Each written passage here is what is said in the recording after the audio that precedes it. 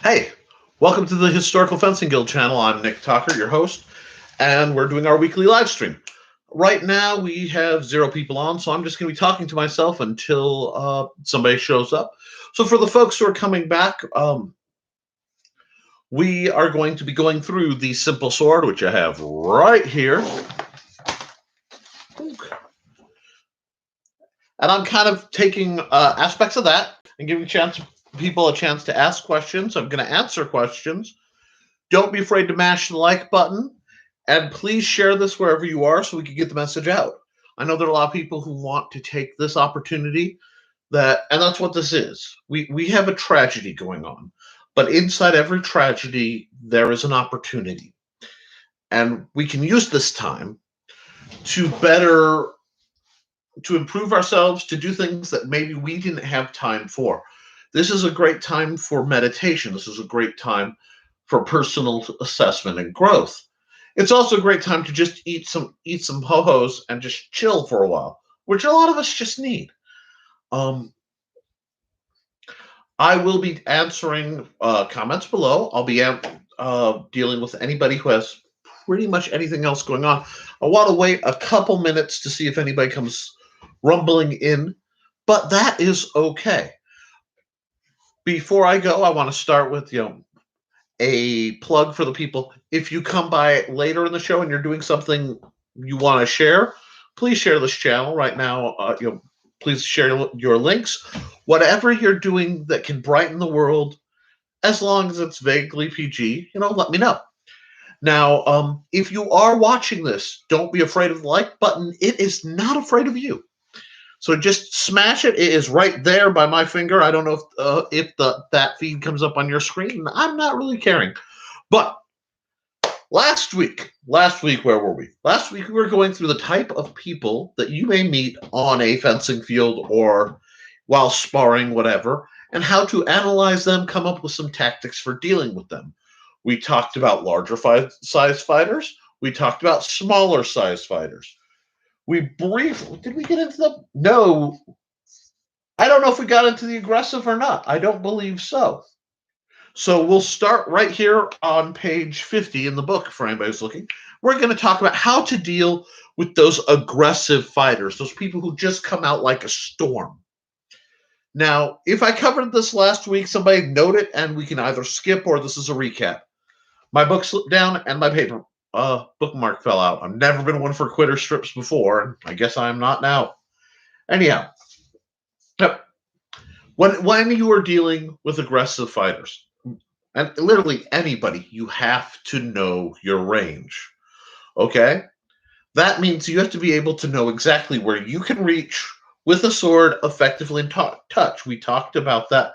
I'm going to grab a prop real fast, something short that fits. So what this is, for the curious people, this start out life a standard cold steel parry dagger. That's this. There's a little ring in there. But as you can see, I'm fond of a more main gauche rig. I wanted hand protection. So this is just a little bit of HDPE. And I will show you gratuitous amounts of black electrical tape. This made the weapon do what I needed it to do. It's why I kind of have to review weapons really quickly when I get them, because I tend to modify them for my needs and kick myself in the neck for your amusement. But I can reach so far. I can reach no farther than this with this weapon. So if I'm stabbing, I need to know where the tip of it is. I need to know where it stops being effective. Hello! Oh, we've got the infamous Ren Contessa online. I'm hoping her channel kicks off real soon. She's a brilliant Ren Fair individual and an old friend of mine. I'm going to try to keep to your online handle for your own privacy. So hi, we're talking about weapons right now. Chime in, follow her site. She's going to do interesting things, I hope. He said being complete pain in the butt. But so when you're fighting an aggressive fencer, you have to know their reach. And the trick for dealing with them more than anything is to frustrate them. You want to be outside of where they can hit you, but just barely, because your goal is you want to meet force with its opposite whenever possible. Oh, I love you too, Ren. when you are fighting, pop, pop, pop, you want them to expend energy, okay? So when they're really aggressive, they're burning through their stamina. And just think of it in video game terms. As long as you can stay calm, minimal, efficient effort, hold on. Wow. Okay. Pardon that truck that just went flying through by my house. But you want to be able to go just outside that. Harriers for the win. Yes. Yes. I love Harriers. Fire and Forget is my personal preferred assignment. I'm the guy, you set the lineup, and then you say, and Nick, fill in wherever you're needed, and I will. Trey works that way, and we make a great mini line. I'm thinking next week will be all about bucklers, Trey.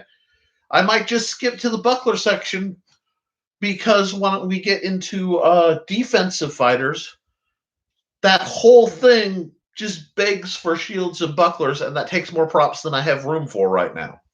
They tend to be lighter because they're going to be moving a lot. You can tell a lot of times their body language before a bout. They're going to be hopping. They're going to be skittish. They're going to be like, fire up, fire up, fire up. Right? Boom. And they're going to go explode from the front. You need to be ready to deal with that. And that's, your guard is up, but you're calm, collected. You only have to do one thing. They have to figure out their guard.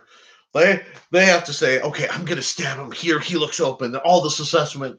And all you have to do is watch them. Dot, dot, dot, and go, huh. He's going to try and stab me in the face. And I'm going to say, no. I am prone to being a defensive fighter or a moderate to defensive fighter. It all depends on my mood, weaponry, and physical health. And that is Trelena Bachman commenting. Troy has been on the guild a lot, and when this all gets back together, I know we're going to be fighting so much. I'm also going to be doing periodic gear recommendations for levels of how devoted into this. I brought some toys up to show off because people like to see that sort of thing. And I've got 4 viewers and no likes. So guys, somebody hit that like button. That will let Amazon. Sorry, I'm plugging my other stuff, the Historical Fencing Guild. It's Manual of Defensible Sword, available through Amazon.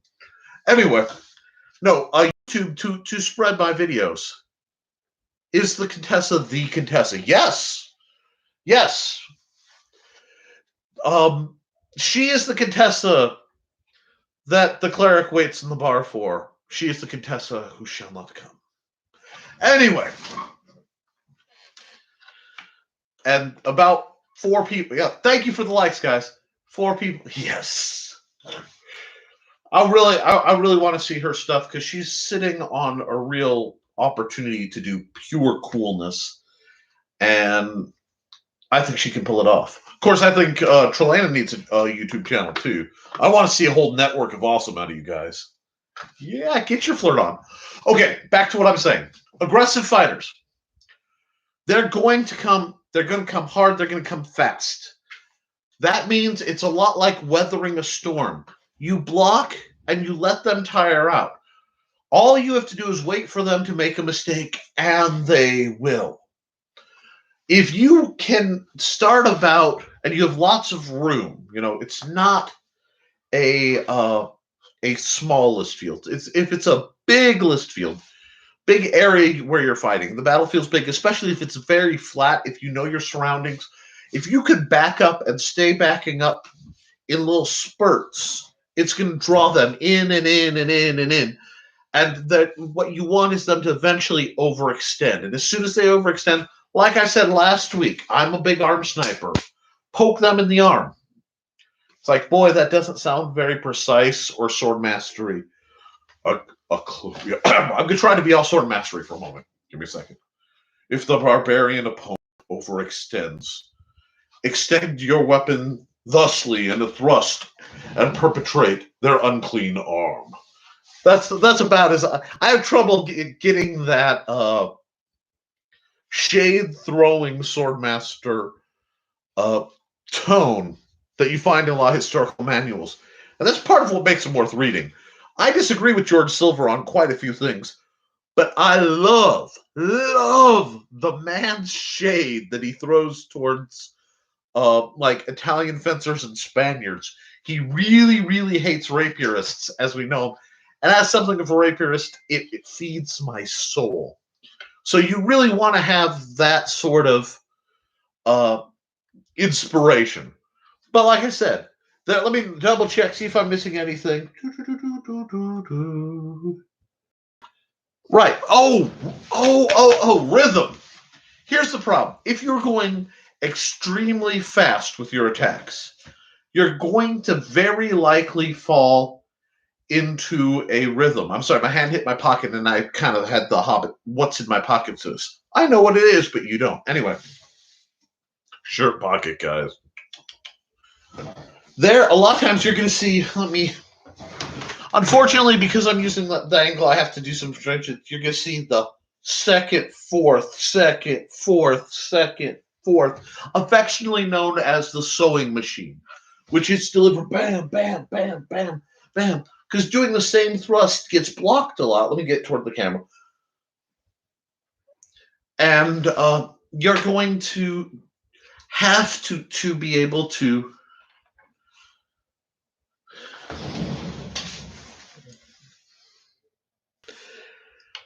I play a slide 3-string cigar box guitar.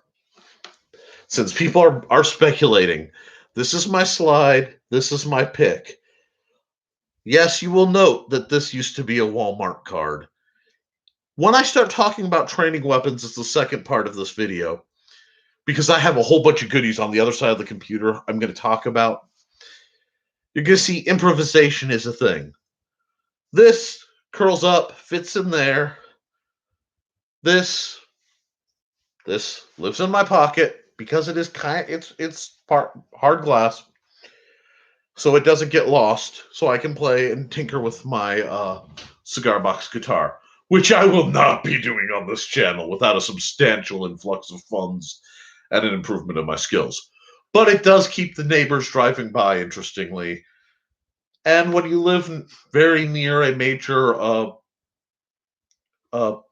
bluegrass festival kind of situation, you do things like that. But I'm not going to talk too detailed about that either because I am online. All right. So you're going to see that. A lot of it's counter fencing. So what you want to do, 1 or 2 exchanges. Now, I talk a lot about you got to throw combos.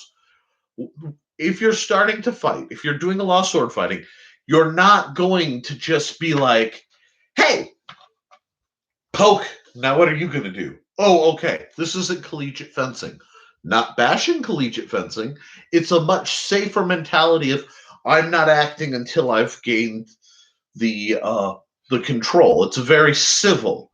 But I train people to deal with the uncivil because I like my approach to fencing is anything that I teach will work in a tourney, but it will also work in a melee, and it should work in real life if you ever have to use it. It's a very, very practical thread. That means there are some techniques and tricks and dirty things you can do in a fencing match that, if it became muscle memory, would be devastating in real life. One such technique is I had an instructor who would say, hold out your hand, park in defensive. When they stab your hand, half grab it and throw your arm out to create the opening. Because you've lost a hand, they've lost your life.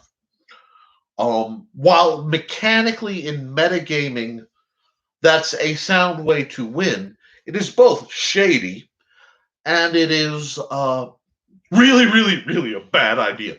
Throw your hand on their knife. Thank you. Easter's coming. I don't want to emulate that aspect of my lord. Thank you very much. All right. So I have other dirty tricks that are used, and maybe I'll do a whole video on shady tricks I've seen. We'll talk about that. And please, I come with a framework. I have the book that I can talk about for hours. If you have any questions, if you have any comments, please fire them off because I want this to always be a discussion. And I do have a bit of news when I decide to take a moment and announce that I'm taking some essentially a commercial break because I have some big news in my life that will affect the publication possibly of the Strong Sword. But when I explain it, I think you all will grant me a little time. It's pretty cool. Anyway, well, how can you spot aggressive fencers? Well, aggressive fencers like light, limited guarded weapons. Very rarely do you see an aggressive fighter or aggressive fencer with like a buckler. Don't usually see a lot of sword and cloak either. Now, you'll see aggressive fencers, aggressive fighters love single because they focus on it. They love Florentine because they focus on it. To an extent, dagger, but that's only if they like to cross step. Those are the guys who want to make they kind of use a version of what I call the gold fiddler crab. The big sword knocks their sword away. They cross step in, and blast you with the dagger. And I have to again kind of use my hands because of the limits of my space in the situation. Let's see. Yeah, we're still streaming. Okay. I have to watch the little dots to make sure everything's working. We aggressive fencers love that initial impact. So what you need to be, I tell people when you're fighting, fight. When you're not, don't. And I got that from my first instructors. Much as I dislike the man, it was a sound thing. What that means is a lot of times you'll see me. I'll be fighting. I'm still in guard, but I'm not moving. I'm not doing anything. The other guy's out of reach. They're swirling around. They're doing stuff. And all this action may be pretty. It may be distracting for the untrained eye. But all it's doing is burning their juice. So I'm going to sit back and let them be pretty. Entertain me, but not get caught up in it. I'm waiting for that body to move into a target range. And as soon as they move in, especially if they're caught up in their own dance, I'm going to pop them. And that's what we want in a bout. You want decisive action. And if you're not acting decisively, you shouldn't be acting. Everything you do should either do one of two things. It either creates an advantage in a situation where you are doing better, or it removes a disadvantage. If you are doing anything that does not accomplish one of these two things, stop doing it immediately. Just stop. It's interesting because the perspective I'm coming from in this is a defensive fighter, and you're going to have that mentality of defensive fighting, and you're going to get that from me. So we're going to have to talk, which is always fun because I'm going to have to tell you guys essentially how to beat me. And that's something a lot of sword masters, they run into the quarry. And one of the great questions of being an instructor in the martial arts is, what am I going to do if I teach a student and they use what I taught against me? It's a valid question, and it's a valid philosophical question. But what I think it turns down to is, why are you teaching? Now, if I am out here and I am teaching solely for a military application, especially like the concept of the people who teach overseas, so that local soldiers can then defend their own region and we don't have to invest our assets. You're not going to teach them your whole system. You're not going to have them everything you have, because in 6 months the regime may change and you may have to fight them.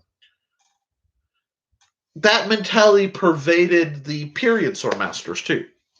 Many swordmasters were notorious for having a secret shot or a secret technique, something they kept to themselves so that they could beat their opponents. And you will find I don't do that, because the people I train, one, I trust.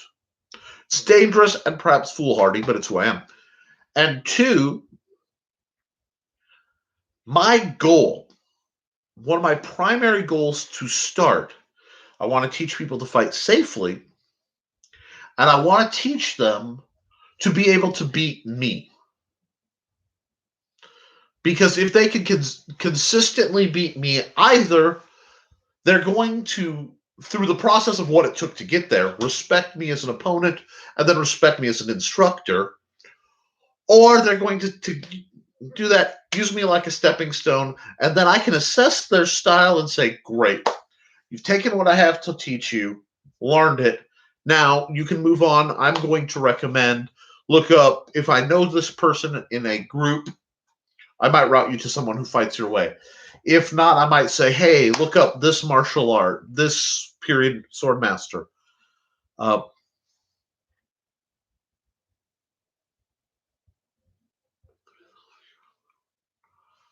well, yes, I can feel you staring at me. And yeah, yeah, good. They should. Guys, I'm an overweight, middle aged, semi handicapped, nearsighted, gimpy hobbit of a swordmaster.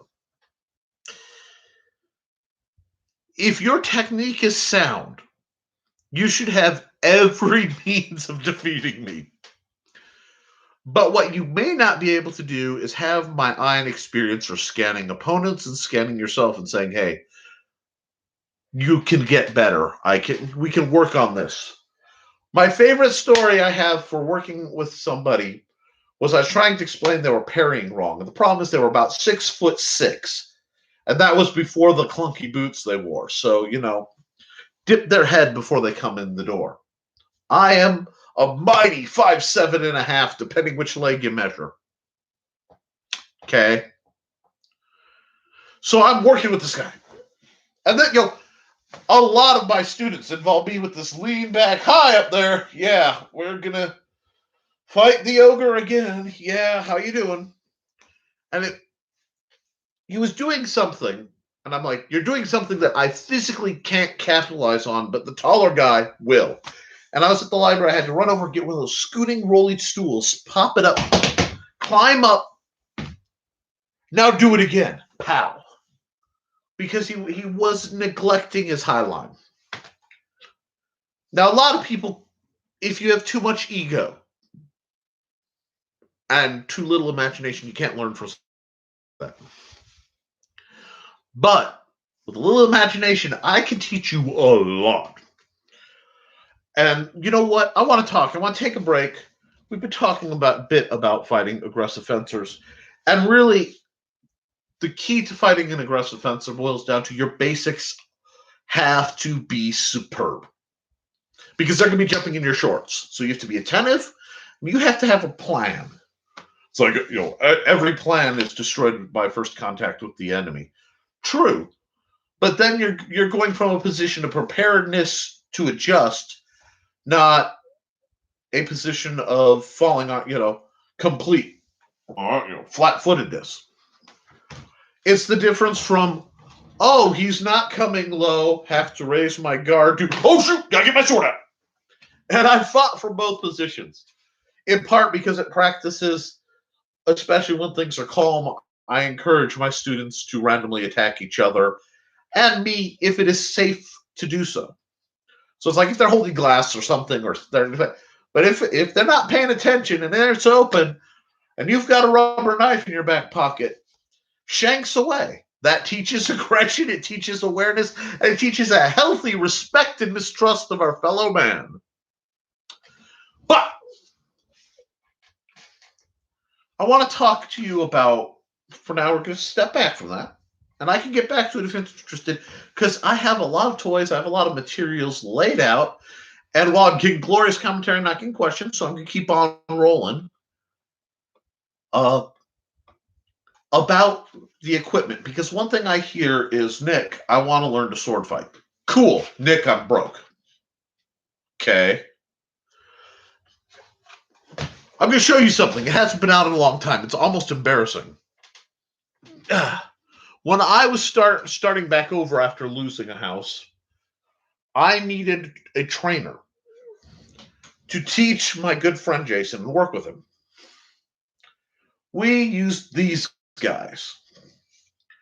These are the tape still on. So these are 48-inch dowels. Cost me a couple bucks. They're, I'll say 7/8. I'm a big 3/4. I'm a big fan of about 3/4 to 7/8 grip. It's just comfortable. Tiny hobbit hands. Don't complain. If you want more girth, go for it. We'll let that one drop. Can we? Can we let that drop? Good. Put a simple guard that I just glued and I ran duct tape to hold, sort of wedge it in place. So I went a little bit of a pommel. Again, just scrap lumber. This rig cost me maybe $2. Improvised. But, wow, it's a little long for this. I can disengage with it. I can check that you're by the guard alignment, that your positions are where they need to be. It relatively protects the hand. And it literally was done with scrap. You can train with something like this if you have the right teacher, the right situation, and you can learn. And then you can graduate. We're going to talk about some of the graduated weapons. One thing I am a huge, because in the old days when I was doing it, you couldn't buy cheap trainers. They just really didn't exist. You either had fencing weapons, you had what we consider SCA-ish theater grade reenactment weapons. So that's your Schlagers, your Zamoranos, things like that, or live steel that was blunted. I could go for an hour talking about how silly live steel is, and I may someday get Amanda, that's my wife, who may or may not be watching this right now, out to do a whole discussion on how ludicrous live steel fencing is, because she did some stuff even I wouldn't do back in the day. She learned some lessons, and yeah. But so the next progression, we split. You have light fencing, which is that, and I'm going to show you something. I'm rather proud of it. This is what I affectionately call my elven thin blade. I made this rigging because this is, of course, an old foil blade. This is just a practice foil. As you can see, incredibly forgiving, but they are prone to breakage. This is what a lot of like SCA armor regulations are thinking in terms of, or epes, which have a different cross section, but essentially the same idea. Light weapons that can be very safe until failure, and then they become sharp. So if I were poking too hard with this, it would break probably somewhere in here, and you would want puncture-resistant fabric. So that it hurts, it might be a bruise, but you're not getting impaled.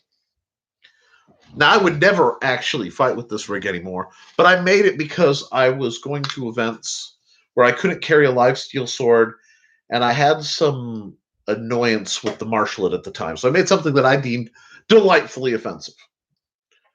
This was born out of a Christmas candle holder. This is a retapped brass knob and a hand-carved walnut stained bit from a dowel rod from another trainer that I hollowed out. Gives a very positive grip, keeps it fencery, protects the hand, looks beautiful, and when it's worn on the belt, really, really annoys a certain class of individual. And as such, it's one of my favorite weapons ever. It also handles, like I said, it handles ungodly well. I could draw with this. Most swords I can write my name with that I use. I could literally just draw anime girls with this thing.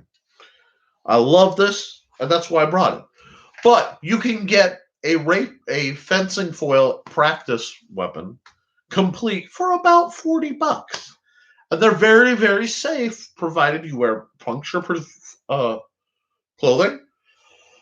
I recommend a plastron, which is a chest piece, and I'll get into that. Maybe I'll get into that next week too. You tell me what you guys want from me. But we also have we have this, and then I'm going to show you something that's going to go in the Wayback Machine. That was a light rapier. This is my baby. And it's a little loose because I was doing some maintenance. I have to redo the leather. and I've been putting it off for some time. But this is my personal rapier. It has a 34-inch blade. It's an oval Schlager. It's one of the last available.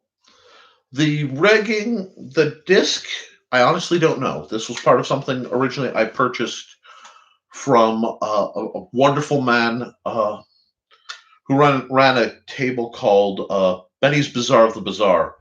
Amazing. Gilberto Benitez.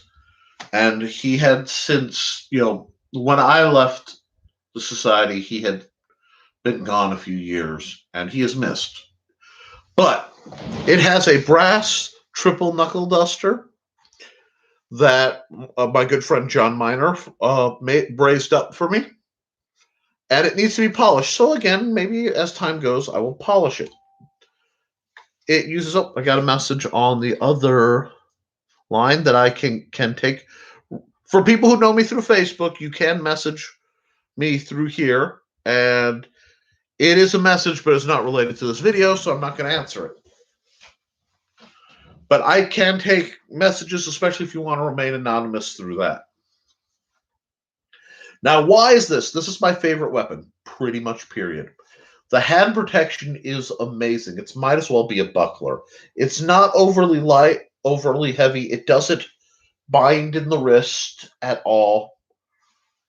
The quillions are large enough to provide an excellent, I'm just going to kind of park it over so that you can see, an excellent amount of control as I move it very tight.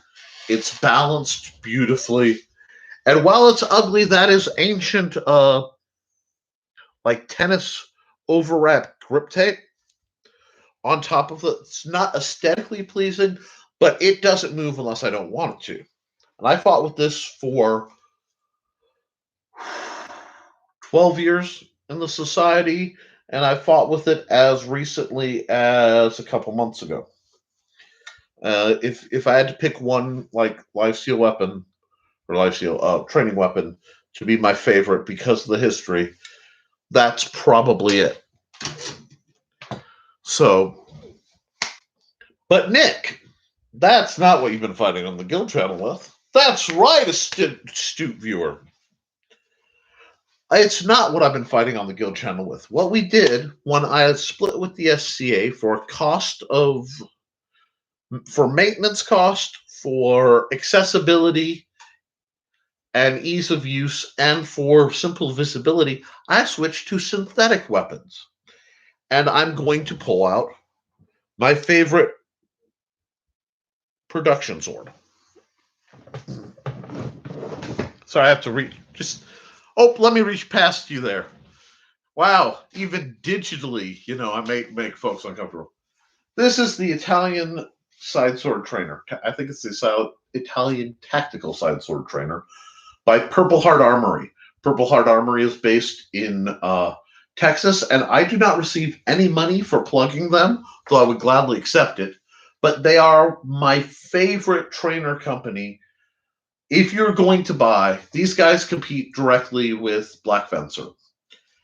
And they have a higher end line. Their Penti line is gorgeous, but they also have their basic trainer line, which this is usually around $44, $45. That is very cheap. And it is nigh indestructible. I like this because I actually commissioned its design. I gave the measurements I wanted for the most part. And the guy, Christian over at Black Fencer, actually made this for me. If I had one weapon that I was going to buy like 10 of to run a guild, haul I have whole new fighters. I want everybody to have the same weapon. It would be this. This is an amazing, amazing primary tool. That it has the downside of no flex whatsoever, so your calibration has to be superb. But anybody who knows me knows I teach and preach calibration. So that is, excuse me, that is what we want to see. So consider getting yourself one of these. As I go through, we're just going to move and shake the camera because this is a high production value show. I've been on 35 minutes, and I'm going to go through this, and then I'm going to make an announcement, and we'll be good. Now, the problem with this, as I said, is it is a little, it is incredibly stiff. It is mildly heavy. I have damage to my wrist. I've been working out enough. I don't have to wear the wrist brace anymore. It's taken almost 20 years to not have to wear it anymore, but I've done it. I only wear it now when I'm doing a lot of fine writing or fine detail stuff that strains it. That's pretty huge. I want to tell you, and from there we're going to go a story of two weapons. This started out life as a Purple Heart Armory parry dagger, and it has a little metal spur right here. It's from its penny line, so there's a bit more flex. Not much, but a lot more than you find in that, even in something that's short. But what happened is a guild member by the name of Justin Service, who I haven't seen in quite some time, was kind enough to weld on to me this lovely guard, and then we used rubber hose and tape to keep the edges from chewing through the plastic. It gave a very positive weapon that the weight, it is heavy. This thing is a couple pounds. This is one of my heaviest offhand things, but it sits nice in the hand. And it lets you just windshield wiper for days. But I ran into the problem of one, this is a custom job. This is custom gear made by, two sets of talented craftsmen. It's harder for my students to get a hold of. So this horrible thing was born. I actually I believe I did a video on this quite some time ago. But this started out life, and you can see, as a cold steel parry dagger. You can get these for less than $10.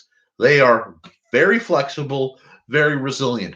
I will say these right here for dagger trainers on the market for cost, quality, and ease of use are the best you can throw money at. I have a variety of weapons that I purchased over the years, in part because I had an opportunity of a sale, or in part because it was to review it for you guys. And this is like the thing. So if I were to do a little pamphlet style what to buy when you're getting into sports and you don't know, this would be like top of the list. Cold Steel also makes a buckler I'm going to talk about next week, so that you have something else to look forward to, because that's going to feed into the defensive fencers. Now, as I'm sitting here playing with these, I realize there is another class of aggressive fencer. An aggressive fencer who uses double dagger. Now, I don't know if Trelane is still able to watch this, because this, the net is what it is. But if you want to know one of the funnest things you can do, these are roughly 17, 18-inch blades. Actually, these guys are shorter. These are about 15. You fight with two of these, and you're in somebody's shorts, and it is fast. Yes, it is fast. It is aggressive. And you are just going.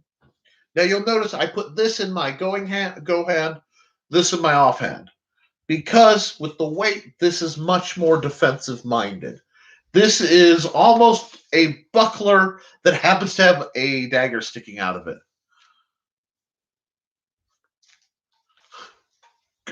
Yes, Trelane, absolutely. Defensive till you're not, and that is how you want to be. Joe, I hope your net doesn't go down. You're scary. But tech guys, folks, love them. They're letting us keep doing this. This combo, if you see somebody with these, you have to realize the only way they can fight you, if you're fighting with something this long versus something this long, they both came from the same maker. So I figured, hey, I can show you their relative blade length, maybe. Whoop. And I'm back into the backstop. That's okay. They have to get way inside to even be applicable. So they're going to be aggressive. Boy, is it fun. The defense to these guys is if they are fighting with two shorter weapons than yours, hang back and pink them in the face when they overextend or something. It's your only hope. A lot of times, double dagger fighters who aren't accustomed to it, and you comparing this.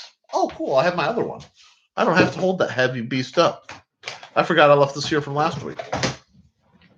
Cold Steel. Spray painted orange so it shows up better. It's flaked a bit, but I still have no regrets whatsoever. Make life easy. Anybody fighting with these, they're going to be prone to leave it unless they're really trained and are willing to close that to shorten, because their response range has to shorten to get the tip where it has the broader defense.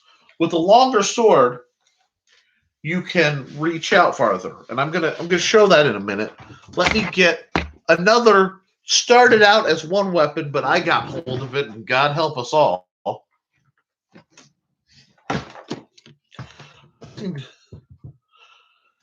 That's right. No, you shouldn't, Joe. Joe, what Trelea with double dagger is heck on wheels, and that's how it goes back to last week when we're talking about how to fight a larger opponent, because you're essentially fighting somebody with more reach than you, and that's just like fighting double dagger. It's the same mentality, it's just different range. This is what I affectionately refer to as my small sword. This started out life is it Blades USA? I think Tai Chi sword that an old former student of mine misused and broke the pommel off, so it sat rattling. And while I was recovering some more from wrist damage, I needed something much, much lighter than what I fought with. So this guy was born. And I took it, HDPE guard that's screwed, and then the tape is just to keep it from marking. A threaded rod with lock nut on either side, and an acorn nut, again, for safety. Very, very, these two weapons weigh next to nothing. Like together, they weigh less than the tactical Italian side sword, but they work and they're cheap. If somebody mass produces something like this and they keep it optimally near the $20 line, I will buy a stupid quantity of them. I really will, because that's what folks need. They need light, safe starter gear. This is a poly version of a foil, but if it breaks, and I haven't had one break yet, it just needs to be, because it's solid poly, rounded off, and then you just have a cute little cutlass that weighs next to nothing. It's sort of a win-win-win. We'll put that down for a minute. My point is, you've seen a lot of weapons, you've seen a lot of progression. You can train with anything and start getting better. I have to adjust this because my chats weren't going. But I've been talking for almost 45 minutes, so I'm going to stop and I'm going to do some announcements. Now, everybody who's currently on the feed knows this, but the people who watch this in rerun and later don't. I have recently taken a contract. Not that kind of contract. I'm not bumping people off. Everyone knows I'm not in that line of work. To do game design for a lovely company called Starcross Comics.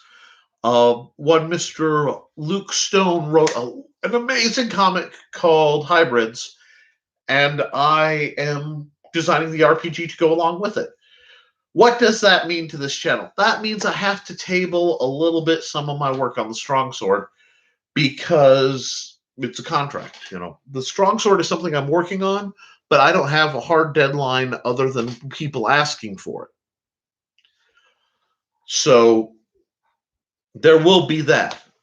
And I do encourage you to look them up.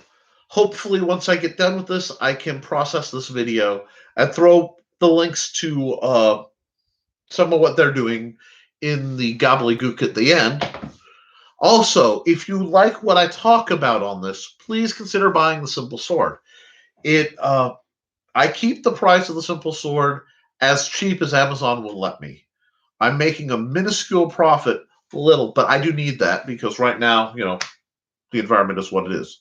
So consider that. If you really want to support the channel, I want to shout out to Steve Augusta and Nemo. You two guys are my patrons. That means I get $13.16 a month to keep this channel going.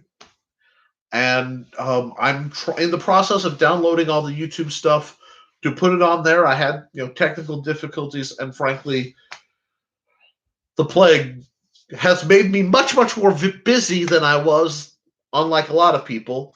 So it's throwing things off. So if you want to consider even $1 a month, that's how I afford the trainers, because our regular finances, I'm normally a stay-at-home dad, and that's what I make. I don't make a lot. So I'm not going to harp on that anymore because it's kind of boring. Okay, so we're going to get back. Fighting aggressive fencers is one of those things that's really, really ideologically simple. It's just don't get stabbed till they make a mistake and stab them. That's it. Now, most things in life are simple, they just aren't easy.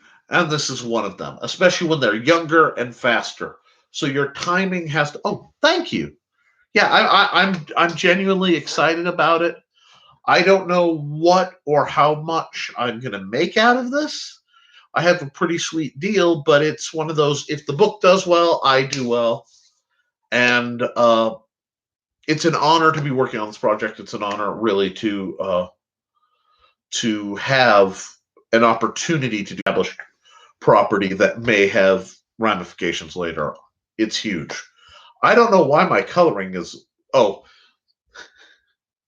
I know. Pardon my color. If it looks like my color is shading a little bit, the sun has set, and my solar-powered Christmas lights that are in here to amuse me have been indecisive of whether they're going to be on or off.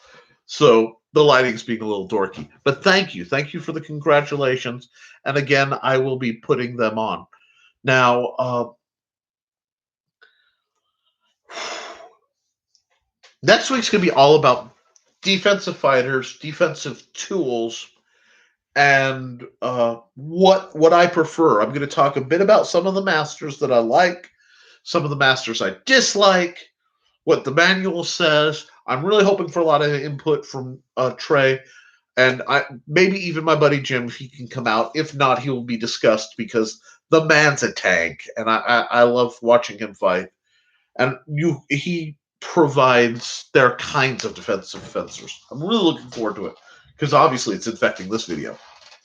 Offensive fencers are great fun to watch. They're great fun to do, but there isn't a lot to analyze. It's just faster timing, accuracy to do it, and blinding. Jim is a moving wall. Jim is a moving wall, and it's entirely my foolishness that it'd be like if I said, "Hey Jim, there's a werewolf forest over there. Maybe you should go get bitten and see if it upgrades you." Jim is the most tank person. Go watch the old videos. I leave them up so you can see the progression of people, what equipment works, what we develop. Look into it. That's why it's there. But no, Trelena, don't let her fool you. Just because you guys haven't seen her with that tortoiseshell doesn't mean I don't remember it. And who knows, maybe with all this going on, we can arrange a nice big sheet of HDPE and the right shaped dome to shape it. And let's see if we can't make her sometime this summer or fall a polypropylene or polyethylene tortoiseshell. If you want to see that, Trey, comment. Let me know because we can work on that. We're at 50 minutes. I'm going to take questions. So, any questions, any comments you guys have, please fire them away. I want to, I really want to hear what you guys are up to. And they could be, yes. The questions or comments can be about anything. I'm going to give it a couple minutes for them to come rattling in. If for somehow you're watching this and you might be watching it through a link on Facebook and it's not coming up as an observer, you can the friends of mine can message me and it'll come up. Or I prefer it here so we can keep commentary on the channel. But let's see, because I have good friends who send me drivel, and they know they're going, oh, I was going to ask you touch on defensive fighters, but absolutely, absolutely, that's pretty much my plan for next week. Simply because you've been in my study, I can't fit the shields I'm going to want to bring up. I'm not even sure how I'm going to get them in screen for next week, because I think the folks might like to see. I've got a couple different bucklers, ranging from the little to the biggest. I have the cold steel buckler. I have a heater shield. I have a round shield, and some of these are my wife's, but she lets me play with them too. And then I have my warboard, and I think people would like to do that, but as my perspective, touching on defensive for this content, defensive fencers, don't be afraid. Oh, maybe have Manda model for pictures in how she holds the shield. I don't know. I can set up something like that. I don't know if I can get actual images on this. I am really new to the live streaming thing. I've done a whole lot of just set it up, record it, tinker with it a bit, and throw it on YouTube. But I haven't done a lot of like the screen and screen fanciness. I'm gonna have to look into that. Also, if you guys want me to do a live stream through Facebook, like either through the Historical Fencing Guild public group, and just go on there for the people who are involved. Yes, yeah, no, I see your point. Trelena, because I don't know how well you can see the comments, just said, yep, and it would show a good difference in the sizes since she could stay the same size against them. That might work, but it requires me to get her out, and she wrangles Xander so I can do these. So we'll have to see. But I might be able to do still pictures and then throw them up on the Historical Fencing Guild's public group on Facebook, which is open. Anybody can join and share that around. That's where we talk about the concepts. A lot of people wanted to get in on the old private group, and that literally, guys, is just, hey, who's bringing what to lunch? We're gonna eat. Do you want to hit? What restaurant, or who's potlucking? It's not like I keep secrets, because I really don't. I work really hard to be an open book. And what book is that? Wow, I just spilled something. The Simple Sword by Nicholas Tucker. Shameless plug. Okay. Oh, and for people wondering where we are in the book, we are on page 50, and we will be on page 51. But, yes, now it's interesting to point that my wife is about 5'4". I am 5'8". So the gear we have may fit. Also, shield wall. Yes, I love shield walls. Hate being part of them directly, but boy, shield walls make me happy. When we have big practices again, we actually, last summer we had 2-on-2, and we were starting to get shield wall training again, and that's a good sign. Well, that was from Contessa. Hey, thank you. Joe Bachman's going to try to Google Foo and see if he can figure out how I can do picture-in-picture, which I would greatly appreciate. As between that, and I'd like to eventually do a live stream for my other channel, where I do art and creations and actually live stream like the on screen. This is me drawing and coloring and what I do, so that people can learn like the bonehead method from somebody who only knows the bonehead method. But somebody has to teach the basics, and boy, do I love to. Um, let's see. But thank you, Joe. What else do you guys want me to talk about? I will answer questions.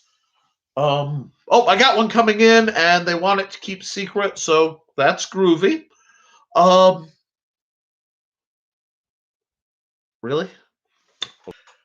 They broke, and in this stuff apocalypse that's going on, I've had to go back to my work glasses. I use these when I'm doing art so that I don't have any color warping.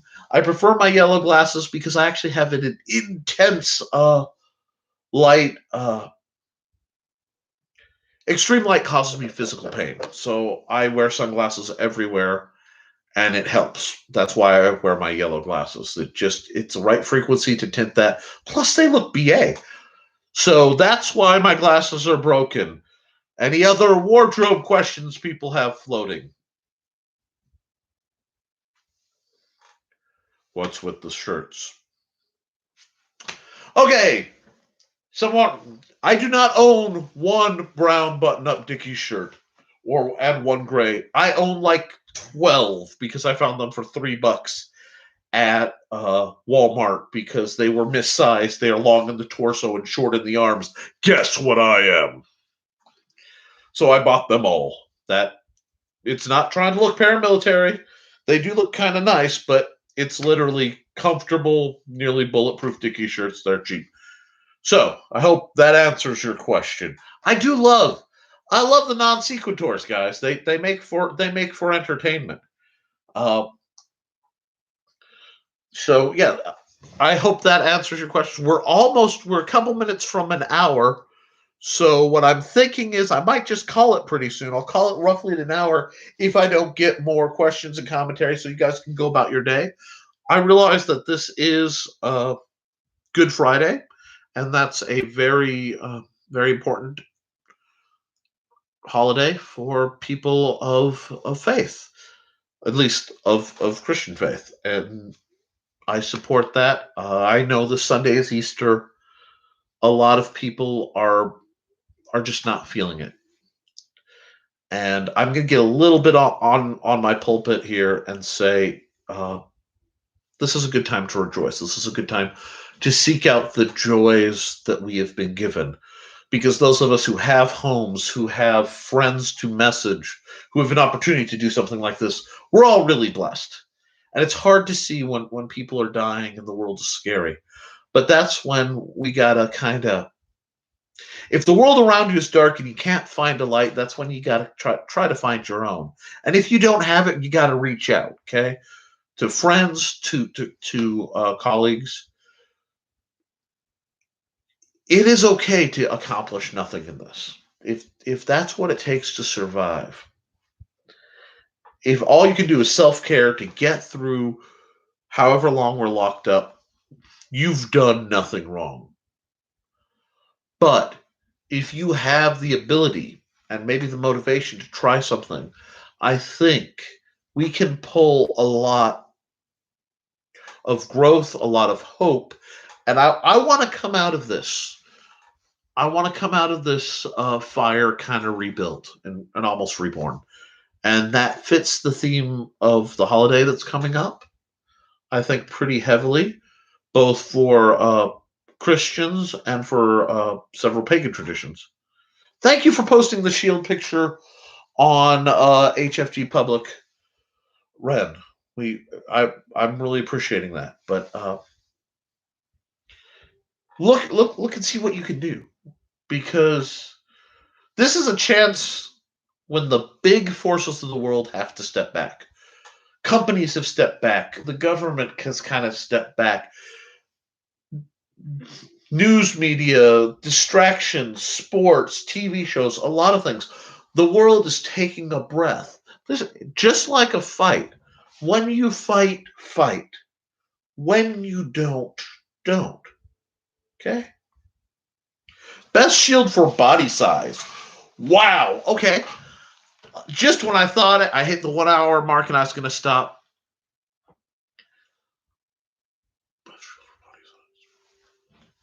The shield type you select, and I'm going to go back over this in the next week, needs to fit your fighting style and then be scaled to you. So it's not so much the size because the proportion can change. I have a heater that's just a touch small for me because it was intended for children or new fighters, and I'm a hobbit. But I also have my warboard's a heater that's as wide as I am, elbow to elbow extended, roughly. What ones do I think work best? I'm a big fan of teardrops. Teardrops are amazing shields that I wish we have one technically, but it's in storage. We can't get at it. They provide a tremendous amount of protection. A round shield properly strapped. So you want it strapped so that when you couch it, let me see if I can get a good angle. And I don't have the shields with me, so I'll be repeating some of this next week. It sits so that your elbow is down, your wrist is up. Body mechanics. That way, when you rotate your elbow down, the protective of the shield goes down, it comes back up. Now, if you take a round shield, that gives you good protection. You can open it like a door for your shots close up. Now, if Steve were on, he would say, and that's Steve Clausen, not Steve Augusta. Steve Augusta is far more active than shields usually allow. He would say center boss. That's where it's got the bowl sticking through it, looks like a buckler, and it extends because there's a lot you can do. Center bosses are great if you have good grip strength. I like a heater, a narrow heater, or a teardrop shape. Let me get up here so I can see. Kind of comes down and then shoots down. Because that's going to cover down to about your thigh.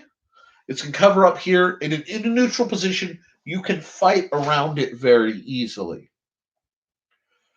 But the weight and the angle also has the benefit of a circle shield, and you just have to be a little creative because I don't have one. I might actually make some in here shields so we can talk about this. But pivots. I like strap shields. Again, I don't want to rely on my grip to hold my shield. I want something to help. Handle, strap, onto the forearm, perch. It locks in, you couch it kind of like Lance, and you live there. Now, if you are a lighter fighter, okay, if you're a fencer, you're going to look more in terms of a buckler. And they are little hand shields, but they're smaller. So they're going to fight usually slightly more extended because you get a cone of defense. Give me just a second because I have pictures. I just have to bring them up in the most basic way possible. I got to figure out where they. Okay. We're going to stick and sheath. Quarantine. Passing by. Shield. Spear. Oh, God. The page stuck together. Anyway, because I do cover in my book how to fight. Where is it? Did I put the shield before? Yes. Alrighty. Shield pictures. You're asking about offhand weaponry. And I can do a whole video on offhand weaponry if people want. But using a buckler in the diagram here, this is about the minimum coverage you really want in a buckler. You can go bigger, but you really don't want your shield to be more than mid-thigh to shoulder as a round because then you can't reach around it. Does that make sense? And the way a shield like this and the way an extended buckler works, let me get this picture up for you, is it makes a cone of defense. So it has to go, it's like the blade. without knowing the exact proportions of the individual, I can't tell you the exact proportion that would be right for them. But I can tell you how to get that.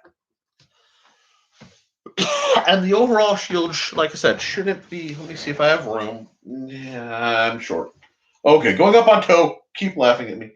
My hand is at the top of my thigh and shoulder. I don't really want much more shield than that because anything more than that you're carrying is extra weight. And the protection doesn't usually do a lot. Now, if you have a teardrop or a heater, but a teardrop, especially one with a slight curve to the cross section. So it's shaped like a teardrop. Give me just a second. And I'll just real quick whip up a diagram here.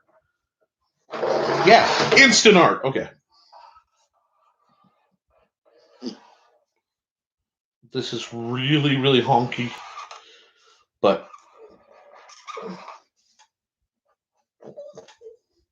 what we have here is sort of the improvised diagram of shields. If it is a center boss, there's a bowl, so we'll take the shield like this to make it simple.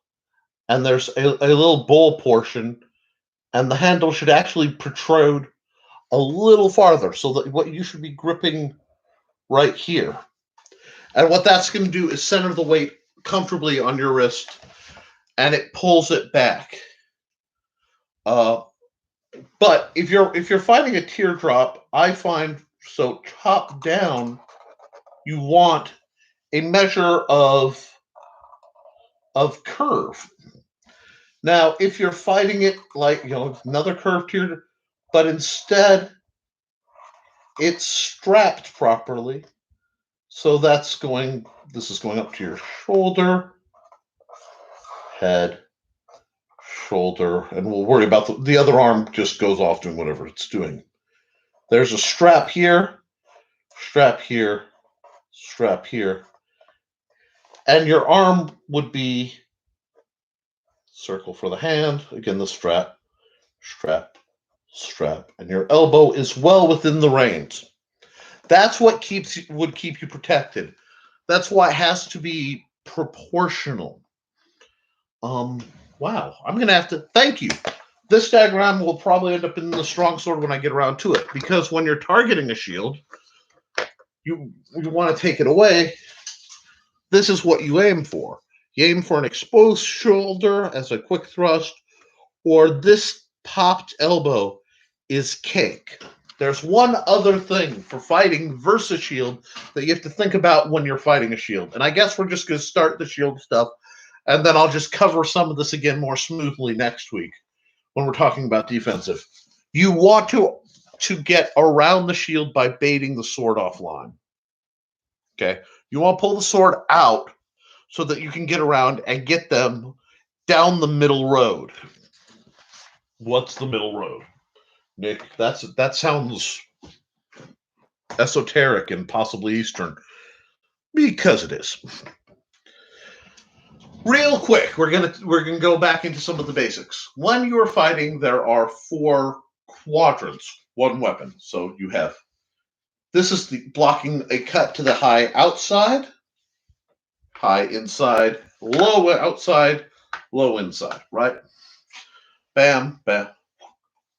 We'll go figure 8. You guys have seen me do this drill many times.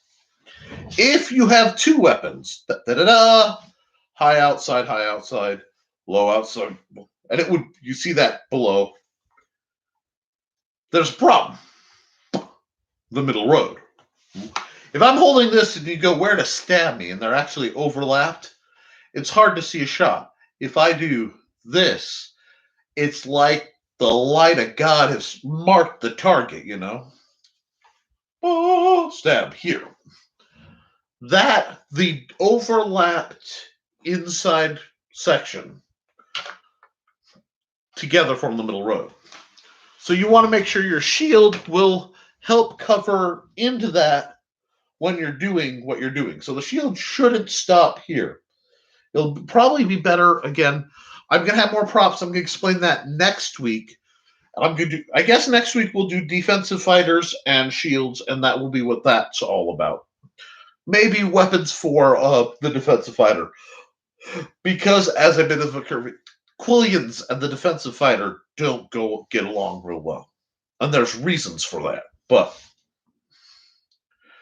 so you have that. Now these are standard shields. Trolana's tortoise shell is an exception. Warboards, tower shields are exceptions. These are oversized shields. Now, when you have an oversized shield, it makes you more stationary, which means you want to be in the middle of the line if you're in a shield wall, because it's going to affect the way you move. But you take, pardon my mispronunciation, but you take a bunch of guys who have tower shields or scutums, the Roman curved rectangular shields. You can make things like the turtle. It's an incredibly defensive tool. But again, everything needs to be scaled to the fighter. We often, in the terms of weaponry and martial arts, think of the equipment like you're arming an entire army, where everybody gets the same size weapon, everybody gets the same size shield, everybody looks the same as part of the uniform. And you can do that to an extent with a lot of firearms, but with hand weapons, because the body proportions are so dramatically different, if you want people to reach their maximum potential as a fighter, they need weapons, they need tools that fit their size. For a great example is, a sword for me. This is a sword for me. This is a bit minimum as a sword. Blade length, it's almost like, hey, it's a little short because I wanted this to be a slightly more concussive weapon. But this is definitely a sword for me. Now, if I put this in my buddy John's hands, his fist is this big. As in, if I slid my two fists right, like knuckle bumping, this pinky would be the only part of my two fists that's not covered by his one. It'd be like, donk, we've done it. This is nearly a dagger in his hand. This is like a fencing dagger scale for John. The shields that I like are woefully insufficient for somebody like Steve, who's much stockier. He's taller than me, but he's also stocky, barrel chest. So it has to be proportional. And I know I harp on that, but it's going to keep coming back to that. We are not large mass-produced armies. We are individuals. And we have to, and this is the thing about life too, we need to find ways to make our approach to life fit us, not accepting what we're told fits us. That'd be like if we all went to the store and all they had were large men's shirts. It would, some people would swim in them. Some people would be, like me, I would look like I'm advertising for a Chunky Monkey convention or something, I need 1 to 3X depending on what's going on. But a shield's going to be like that.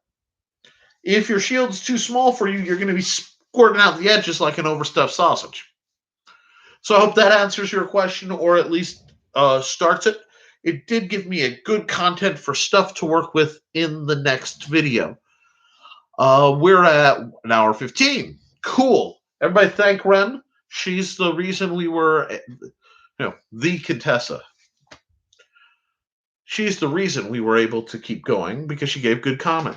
Are there any other questions or comments? I'm going to hop on my messenger to just double check. What is the best sword? The best sword is the sword you have. That's not fair. No.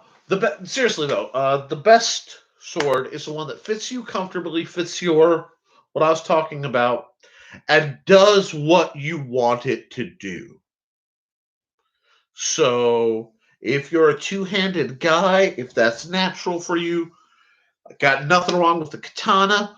Got nothing wrong with a bastard sword, great sword. Messers are beautiful. If you're a single-handed guy, an arming sword is a great generic one-handed sword. Uh, Rapiers, sabers. When you're looking, don't look at what the sword does. What people tell you to have. Look at what you want the sword to do, and then find a sword that does it. And find one that's the comfortable length. It's not about price. I know a lot of people get caught up. They either buy, well, it's the only sword I can afford. Great. Any sword you can afford might be better than no sword. Maybe. There are exceptions. But a sword that fits your hand, that is of quality construction, not necessarily expensive, but quality, especially for your purpose. It's like, I'm a big fan of tool steel. If I had my hands on a whole bunch of big old half-rusted wrenches, I'd turn them into swords. Are there fancier, better steels out there? Absolutely. But it becomes prohibitively expensive. Now, I know some people who collect, and the Contessa's one of them. Steve is one of them. They collect high-end beautiful, like Damascus weapons, custom forged stuff by guys like Angel Sword and Sabersmith. High-end, beautiful weapons.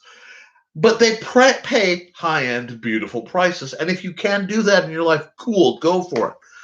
But I can't, so I look at it from a cost-benefit analysis. And a lot of times what I like is tool steel grade, except for what I want. It's like, I'm looking for a small sword.